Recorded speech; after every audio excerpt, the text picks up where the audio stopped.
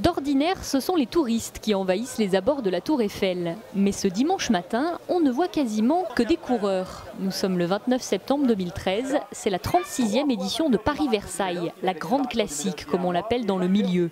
Au programme, 16 km et une difficulté principale, la côte des Gardes.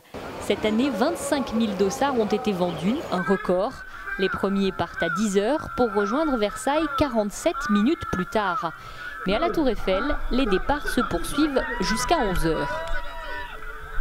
Dans le peloton, environ un quart de femmes. Et pour tout le monde, ce sont les quais de Seine qui servent de mise en jambe, histoire de s'éloigner de la capitale.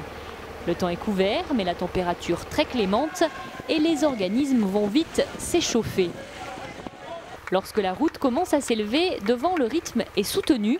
Au fil du peloton, les foulées se font moins aériennes, la cadence moins élevée et parfois même mieux vaut marcher pour retrouver son souffle. Au loin, la longue file de coureurs s'étend à perte de vue et les encouragements sont appréciés.